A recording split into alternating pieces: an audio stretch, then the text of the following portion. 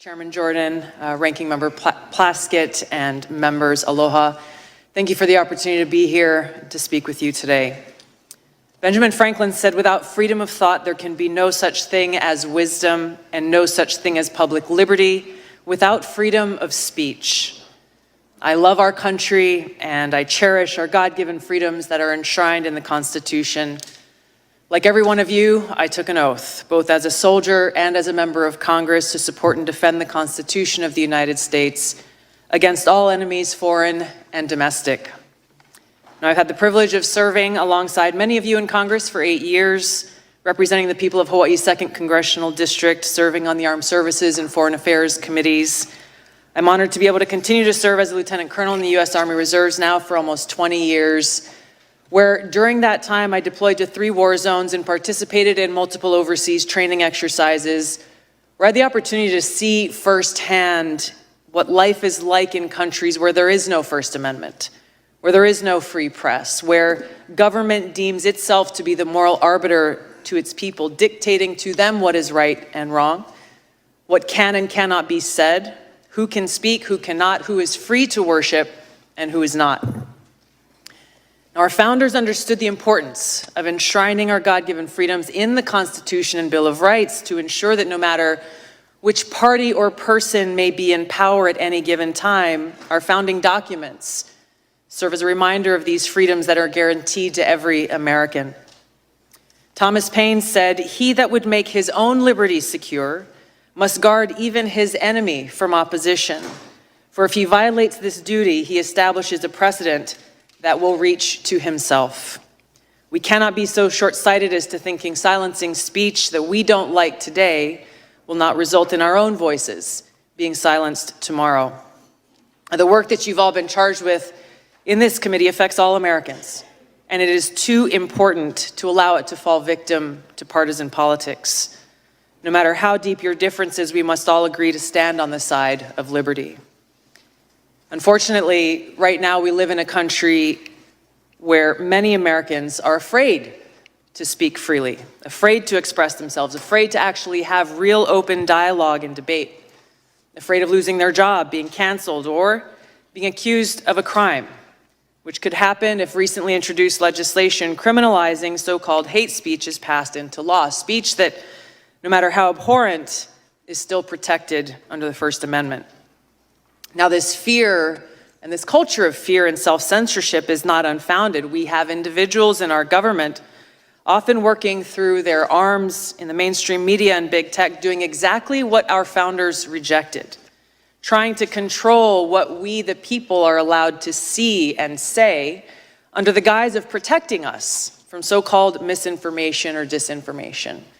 Now, of course, they appoint themselves as the sole authority and voice of truth, of information, backed by the most lethal force on earth with the power to target anyone they deem a threat. They alone are the ones, self-designated, who get to decide what is true and what is false, what is information and what is misinformation or disinformation. They say they're doing this for us, that they're doing this for our own good, to protect the people. But in reality, the truth is they think that we're too stupid to think for ourselves, too stupid to discern for ourselves and to draw our own conclusions. Now, the idea that we must just blindly accept whatever the government or those in power tell us is true goes against the very essence of our Constitution and Bill of Rights, which were created as a resounding rejection of the reign of kings, churches, and authorities. They tell us we must blindly trust them or face the consequences, even though our government has a long history of lying to us, the American people.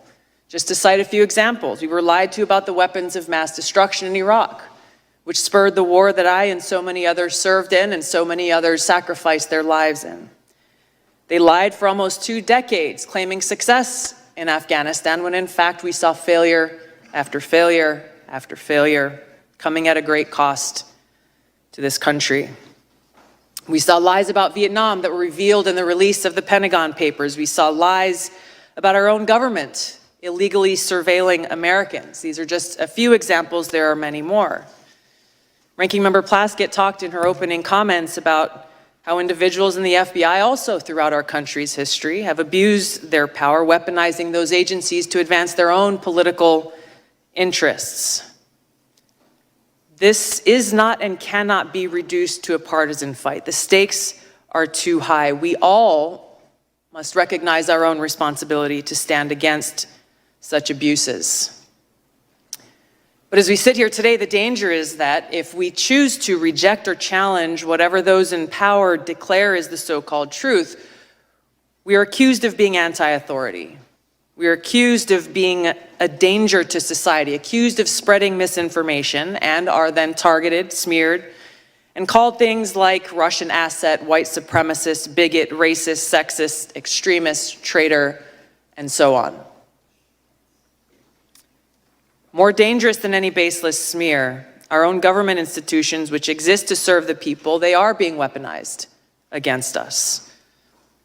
The Department of Homeland Security declared a heightened domestic terrorism threat due to 3 factors, the first of which is, quote, the proliferation of false or misleading narratives which sow discord or undermine public trust in U.S. government institutions, end of quote.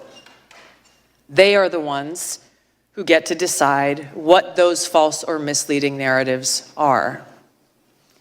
Former CIA Director John Brennan said in 2021 that, quote, members of the Biden team are now moving in laser-like fashion to try to uncover as much as they can about what looks very similar to insurgency movements that we've seen overseas. An unholy alliance frequently of religious extremists, authoritarians, fascists, bigots, racists, nativists, and even libertarians. End of quote. Attorney General Garland charged his newly created domestic terrorism unit with targeting those who hold, quote, anti-authority views. That included parents who dared to protest at Board of Education meetings, concerned and standing up for the right for themselves to have a say in their children's education. A draft copy of the Department of Homeland Security Quadrennial Homeland Security Review outlined their intent to target a whole host of topics, to include the origins of COVID, vaccines, the U.S. withdrawal from Afghanistan, and U.S. support to Ukraine. Their misinformation, disinformation, and malinformation team exists to, quote, counter all types of disinformation. Once again, they get to determine what this disinformation is. Meta CEO Mark Zuckerberg revealed on the Joe Rogan Experience podcast recently that Facebook limited the exposure of the New York Post Hunter Biden laptop story just weeks ahead of the 2020 election, only after talking with the FBI. Twitter took similar action, but they recently apologized for doing so, recognizing that their decision was wrong. The cozy relationship between the White House officials, the Department of Homeland Security, the FBI, and big tech is now well documented and results in private companies not restricted by the First Amendment doing the dirty censorship work of those in government who are not legally allowed to do so themselves. The threat big tech monopolies pose to our democracy is real and serious. I've had personal experience with this. After the first Democratic primary presidential debate in 2019, I was the most searched candidate of the night. Unfortunately, and suddenly, my Google Ads account was mysteriously suspended without any notice or explanation.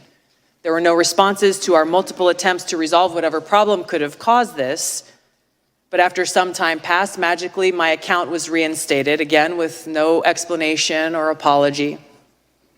But their actions limited my ability to connect with voters who were actively seeking more information about my candidacy and why I was offering to serve them as President and Commander-in-Chief. This has not only happened to me, it's happened to other candidates running for various offices. Joe Kent, running for Congress in Washington State, is one I know personally of. This happens all the time, with these big tech monopolies interfering in our democracy by manipulating search results based on whatever it is that they want the American people to know about a particular candidate or issue that should be concerning to any one of us and all of us. Now, recently, we've learned that with the release of the Twitter files detailed by Matt Taibbi and others, high-level former FBI and CIA and other government officials were behind Hamilton 68, and their list of 644 social media accounts supposedly linked to, quote, Russian influence activities online.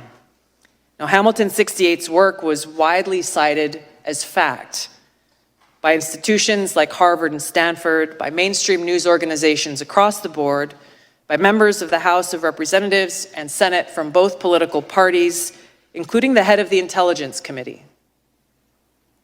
The problem is, it was false. Twitter themselves determined that the vast majority of accounts that Hamilton 68 targeted on this list of 644 were, quote, neither strongly Russian nor strongly bots, end of quote. They were mostly anti-establishment American voices from across the political spectrum. I was one of them. Former Secretary of State Hillary Clinton accused me, a sitting member of Congress, a soldier, and a candidate running for president, of being, quote, groomed by the Russians. Her baseless smear worked as intended. It was something that was repeated over and over, headline after headline, article after article, pushed online in every way. This had the harmful impact that was intended. I could give you many examples of interactions that I've had with people throughout that campaign and still today. But I remember one in particular that had an impact. Just weeks after this statement was made, I was in South Carolina at a campaign event when an elderly woman came up to me, and I could tell that she was very disturbed. She came up and she put her hands on my shoulders and she looked into my eyes, her eyes welling up, hands shaking, and she said, "Look me in the eyes. I need to know if you are working for Putin." She was serious. I couldn't believe it. I looked her straight back in the eyes and expressed to her from my heart how much I love this country, so much that I'm willing to die for it. More recently, U.S. Senator Mitt Romney accused me of treason, a crime that is punishable by death under our laws. I challenged him to back this serious allegation up with evidence. What was this based on? There was no response, no explanation, no evidence, and certainly no apology. Now, these accusations are often shrugged off as, well, hey, it's politics. People say things about each other all the time. That may be easy for some of you to say, but for somebody who wears the uniform, this is serious. And it's serious not only to me, but to my fellow service members and veterans, every one of us making a decision at some point in our lives to raise our right hand, prepared and volunteering to lay our life down for this country. What does that mean in reality? It means that before every deployment, in our own hearts, we have to make peace with the possibility that we may not come home. It means writing letters to our loved ones, trying to find the words to express our love and gratitude, knowing that that may be our final goodbye. It means for those of us who do come home, doing our best every single day to honor the great sacrifices of our brothers and sisters who paid that ultimate price. This is much bigger than me or any one individual. When those who dare to challenge the establishment are targeted by this powerful conglomerate of government, corporate media, and big tech, weaponizing all that they have against the people for their own selfish gain, it has a dangerous chilling effect on free speech, and it sends a very powerful message. If you dare to challenge us, we will come after you. The more we allow this to happen, we start looking less and less like a democratic republic and more like a banana republic. Instead of a government ordained to secure these rights, we are now increasingly facing a government determined to take those rights away. George Washington warned, "For if men are to be precluded from offering their sentiments on a matter which may involve the most serious and alarming consequences, that that can invite the consideration of mankind. Reason is of no use to us. The freedom of